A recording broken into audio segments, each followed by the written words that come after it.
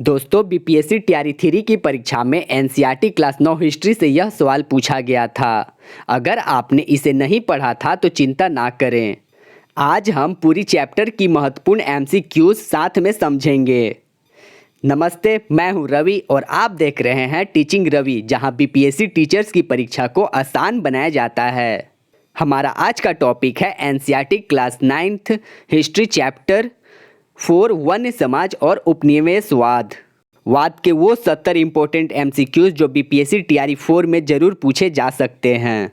तो हमारा टोटल 70 बहुविकल्पीय प्रश्न होने वाला है और ये प्रश्न एनसीईआरटी से लिए गए हैं। और ये रहा हमारा इम्पोर्टेंट क्वेश्चन।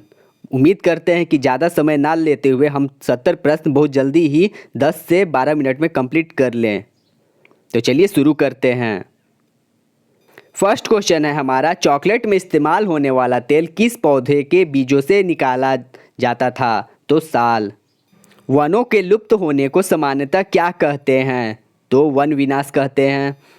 थर्ड क्वेश्चन है हमारा, सन 1600 ईस्वी में हिंदुस्तान के कुल भूभाग के लगभग कितने हिस्सों पर खेती होती थी? तो इसका आंसर हो जाएगा सी, 1/6 भाग पर। फोर्थ हमारा क्वेश्चन है, आज भारत के लगभग कितने भागों में कृषि होती है? तो ए 1/2 भाग में कृषि होती है। 5 क्वेश्चन है, 19वीं शताब्दी के शुरुआत तक इंग्लैंड में किसके जंगल लुप्त होने लगे थे? तो इसका आंसर हो जाएगा ओक, यानी बलूत के जंगल लुप्त होने लगे थे। छठा क्वेश्चन है हमारा, भारत में रेल लाइनों का प्रचार किस दशक में प्रारंभ हुआ था? तो इसका आंसर हो जाएगा 1850। सातवां क्वेश्चन है, मद्रास प्रेसिडेंसी में 1850 ईस्वी के दशक में प्रति वर्ष लगभग कितने पेड़ स्लीपर्स के लिए काटे जाते थे? तो इसका आंसर हो जाएगा डी, 35,000। आठवां हमारा क्वेश्चन है, 1 मील लंबी रेल की पटरी बनाने के लिए कितने स्लीपर्सों की आवश्यकता पड़ती थी?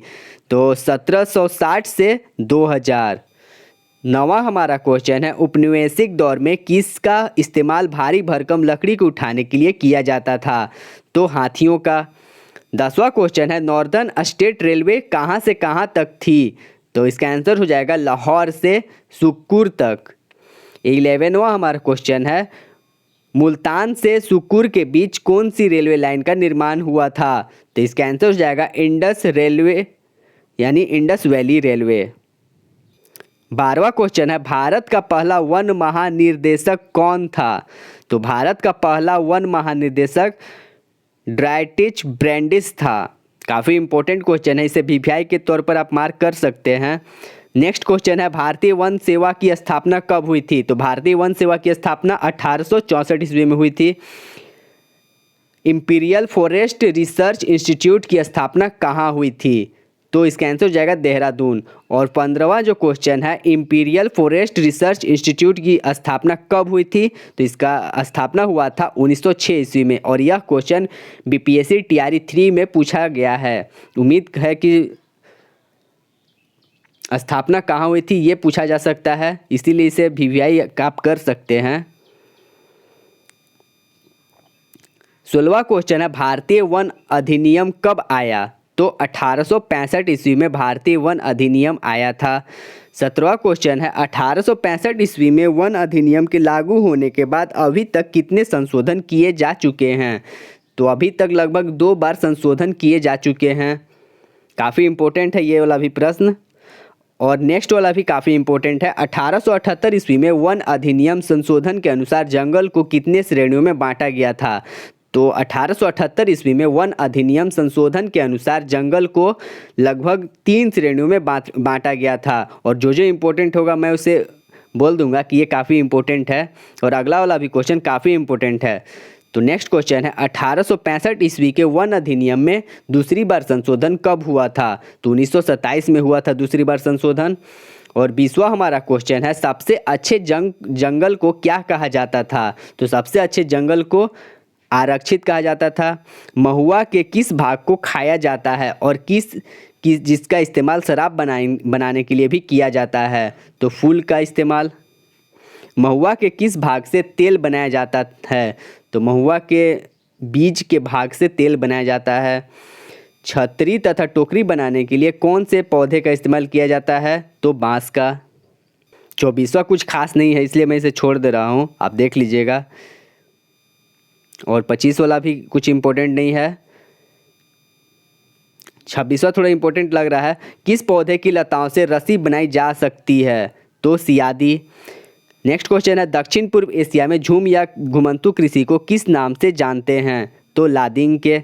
श्रीलंका में घुमंतू कृषि को किस नाम से जानते हैं? तो श्रीलंका में घुमंतू कृषि को चेन्ना के नाम से जानते हैं। 29वां हमारा क्वेश्चन है, 1875 ईस्वी से 1925 ईस्वी के बीच इनाम के लालच में लगभग कितने बाघ मारे गए थे? तो लगभग 80,000 बाघ मारे गए थे इनाम के लालच में। और 30वां जो क्वेश्चन है काफ़ी इम्पोर्टेंट है, जॉर्ज यूल नामक अंग्रेज अफसर ने अकेले लगभग कितने बाघों को मारा था? तो अकेले लगभग 70 बाघों को मारा था।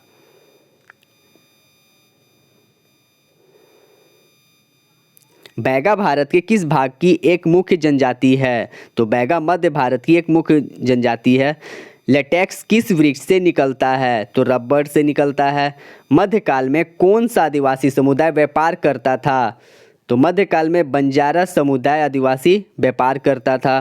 कोरावा, कराचा व येरुकुला जैसे चरवाहे और घुमंतू समुदाय किस क्षेत्र के थे? तो कोरावा, कराचा व येरुकुला जैसे चरवाहे घुमंतू मद्रास प्रेसिडेंसी क्षेत्र के थे। ये भी काफ़ी इम्पोर्टेंट क्वेश्चन है। झारखंड के संस्थाल और उरांव व छत्तीसगढ़ के गोंड जैसे आदिवासियों को काम करने कहाँ भेजा गया था? और ये काफ़ी इम्पोर्टेंट क्वेश्चन है, इसे VVI के तौर पर आप इसे मार्क कर सकते हैं। तो असम के चाय बागानों में। 36वां हमारा क्वेश्चन है, अमेजन क्षेत्र के हितोतोस कहे जाने वाले स्थानीय इंडियनों की बेगार पर कौन सा व्यवसाय निर्भर था? तो रबड़ की निकासी पर।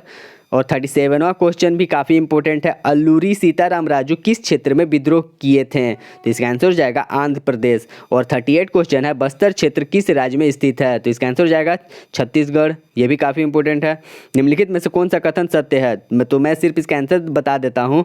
इंद्रावती नदी बस्तर के आर पार पूरब से पश्चिम की ओर बहती है, क्योंकि समय बहुत कम है और तैयारी करनी ज़्यादा है, और इसलिए मैंने इसे पॉइंट वाइज नहीं बताया, डायरेक्ट क्वेश्चन MCQs की ओर लेकर चला आप लोग को, ताकि आपका समय बचे। और ये सब प्रश्न से पूरा आपका चैप्टर कवर हो जाएगा।